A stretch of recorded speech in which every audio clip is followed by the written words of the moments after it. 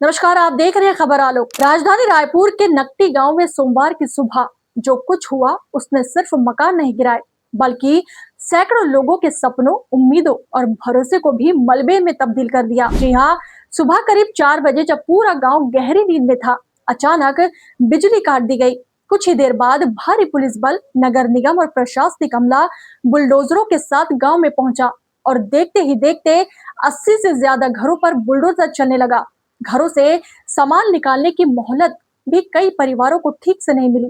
महिलाएं बच्चों को संभालती रही, बुजुर्ग अपनी जिंदगी भर की जमा पूंजी बचाने की कोशिश करते रहे और मासूम बच्चे ये समझ ही नहीं पाए कि आखिर उनका घर क्यों तोड़ा जा रहा है। सबसे बड़ा सवाल इसलिए भी खड़ा हुआ क्योंकि महज 2 दिन पहले ग्रामीणों ने रायपुर सांसद बृजमोहन अग्रवाल से मुलाकात की थी।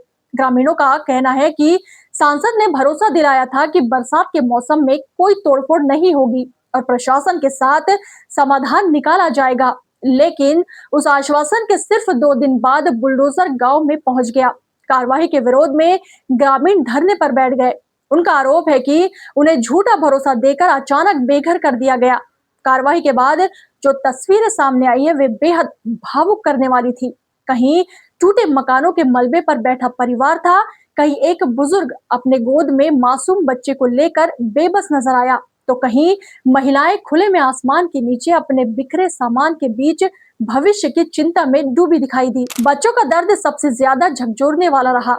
उनका कहना है कि सुबह से घर में खाना नहीं बन पाया था, वे भूखे प्यासे थे और तभी पुलिस और निगम की टीम बुलडोजर लेकर पहुंच गई। घर टूट गया, खाना भी नहीं मिला और रात खुले आसमान के नीचे बितानी पड़ी। इस पूरे घटनाक्रम के बीच एक ऐसा दृश्य भी सामने आया जिसने कई सवाल खड़े कर दिए। जहां एक तरफ लोगों के घर ढहाए जा रहे थे, वहीं दूसरी तरफ प्रशासनिक टीम पुलिस कर्मियों और प्रभावित लोगों को नाश्ते के पैकेट बांटती नजर आई। उजड़ते आशियानों के बीच बढ़ता नाश्ता संवेदनाओं और व्यवस्था दोनों पर सवाल छोड़ गया।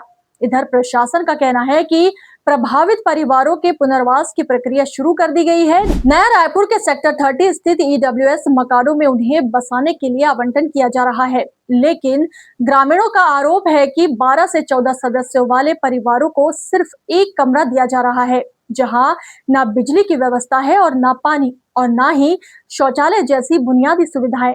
इस कार्यवाही ने राजनीतिक रंग भी ले लिया है। पूर्व उप मुख्यमंत्री टीएस सिंहदेव ने बरसात से ठीक पहले हुए इस कार्यवाही को असंवेदनशील बताते हुए सरकार की कड़ी आलोचना की।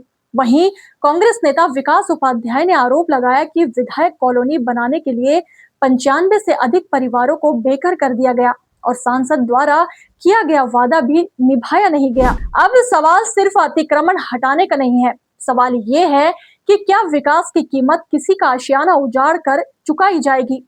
क्या पुनर्वास की व्यवस्था वास्तव में पर्याप्त है? और क्या बरसात के मौसम में खुले आसमान के नीचे रहने को मजबूर इन परिवारों की पीड़ा का कोई जवाब है? इस खबर पर आपकी क्या प्रतिक्रिया है? हमें कमेंट बॉक्स में जरूर बताएं और हमारे चैनल को लाइक और सब्सक्राइब जरूर करें।